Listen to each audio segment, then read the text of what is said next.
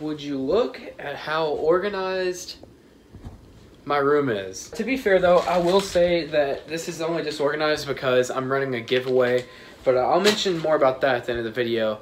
Before that, I have a cool frog tip for you guys. I'm gonna get right into it. I'm gonna go and sit down and talk about this frog and why it is my favorite topwater popping frog. Now, before I get too deep into this video, I do want to give credit where credit is due.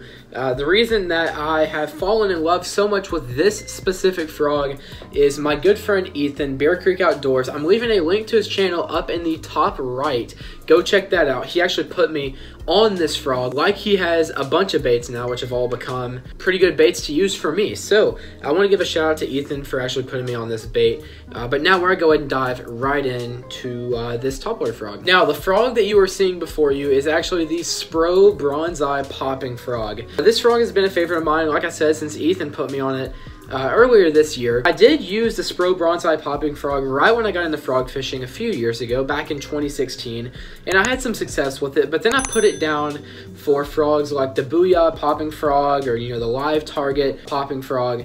I kind of put Spro on the back burner for a little bit, but I do want to explain today why I picked back up this frog and probably won't put it down for a very long while. I do want to mention that I know new frogs have come out, such as the Jackal Gavacho frog, or maybe the Sixth Sense Vega frog. I know those frogs have recently come out. The Gavacho is a little while ago, but the Vega is pretty new. And we've got the Googan Poppin' Filthy frog. There's a bunch of new frogs on the market, and I haven't got to test those out. So this video may be a little biased. Some of you may like the Vega frog more, or the Gavacho. But that's okay, because I'll tell you why I like this frog. Once I use those other frogs, I might be able to make videos on why I may like those more or less than this frog. But for now, we're going to be talking about this frog. Now, before we dive into the specifics of this frog, such as maybe the color or things of that nature, I'm going to talk about the features of this frog in general. So the first thing you're going to see on this frog is that the material on it is actually very durable. Everything used in this frog is very durable material. Now, since this frog's going to be coming in at around $13, at least that's what it is on Amazon, it's a little bit expensive. The plastic is really tough, really durable, as are the strands that make up the tail. Everything on this frog is very durable, and as you can see by the scratches on the paint job, I have caught plenty of fish on this frog, and it's not stopping anytime soon. This thing is a straight tank, and it won't fall apart after a few fish. The next thing I want to mention is actually the shape of the frog itself.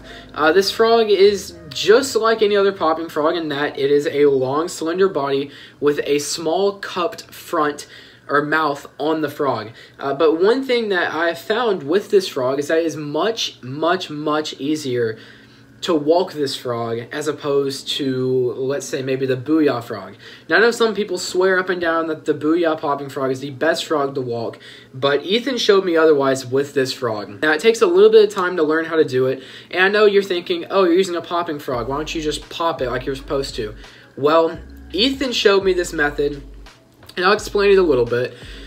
Essentially, you cast this frog out just like it's a regular frog, but since it has the cupped mouth on it, it's actually going to spit a little bit more water. You're not sitting here, yanking the frog, popping it like you would maybe a popper. You're just going to walk it just like a normal frog.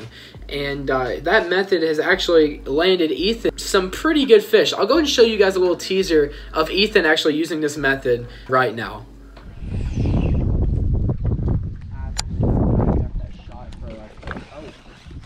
Got him! Big one?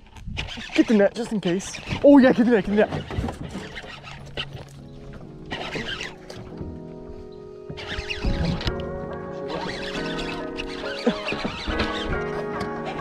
Oh my god. Oh my god! Oh my god! Oh my god! Oh my god! Dude! Oh my god, yes! So as you can see with that fish, it was a really big fish, and all he did was cast it in the water, let it sit there, and just literally keep it almost in place, just walking. If you want to see more from that day fishing from Ethan's perspective, I'll leave another video in the top right where you can go see that day of fishing and see more big fish caught on this frog. But with that being said, that is one thing I wanted to hit on with this frog, is that you can walk this frog and get a ton of action out of it compared to other frogs that are very similar to it. One of the most important features of a frog is actually the color. you can throw a natural style frog pattern all day long and not get bit. But whenever you switch to something completely different, such as this color, you might find a little bit more success. And this is why I use this color. This color scheme is actually called Nasty Shad.